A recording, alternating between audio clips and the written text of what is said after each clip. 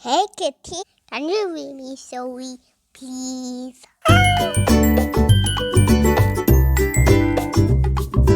I'm all set to read the story. Are you ready? Look at that ice cream with lots of sprinkles. Wow! And a cherry on top. Yummy! The story I am going to read today is about two cherries trying to become the cherry on top of an ice cream sundae. Friends, let's read and see who will get the chance. The Cherry on Top by Lauren Erisman and Seren Ilyasyan. This is the story of Molly and Polly, two cherries that have been attached together at their stems since they were just blossoms on the tree. Molly and Polly, despite being attached, were two very different cherries. Molly was dramatic and outgoing and liked to be the center of attention.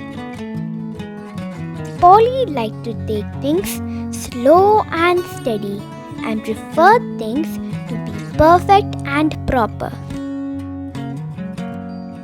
Even though they were best friends, their differences often caused problems.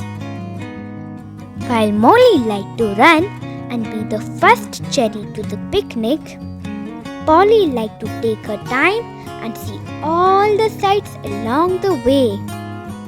While Polly wanted to make her drawing look just right, Molly was busy making a big brilliant mess. But they did have one thing in common. They both dreamed of being the next cherry on top. If you were chosen as the cherry on top, you got to sit on top of an ice cream sundae and be the star. The cherry on top was the single finishing touch that made a nearly perfect dessert perfect.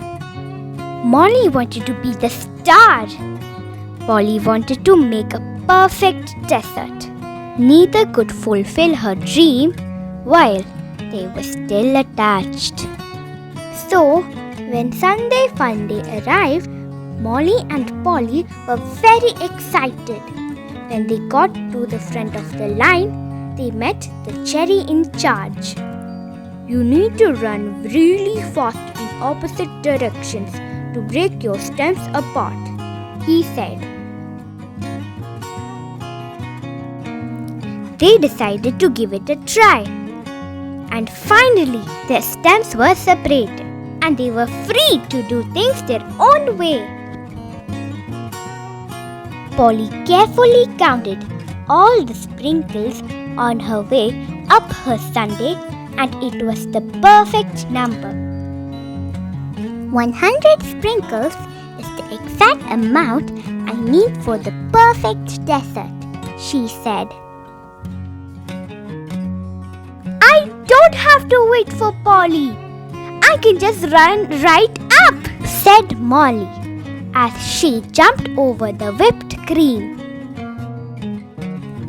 But when they reached the top of their sundaes, it wasn't all sugar and sweetness as they had expected.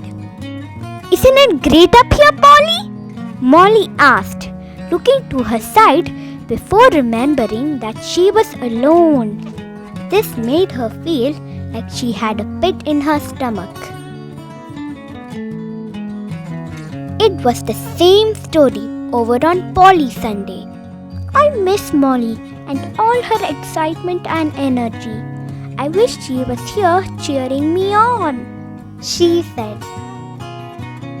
So both cherries decided to roll back down their ice cream sundae mountains. They found each other at the bottom. I thought I wanted to be separated so that I could shine and be the star, said Molly. But it wasn't as much as fun without you there to share it with me. And I thought I wanted everything to be perfect but it ended up being dull and boring being all alone, said Polly. I wish our stems were still attached, said Molly.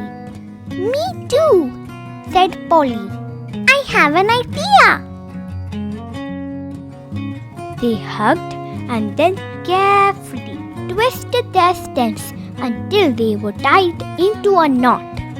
Now we can be together whenever we want, said Polly. Molly thought this was a great plan.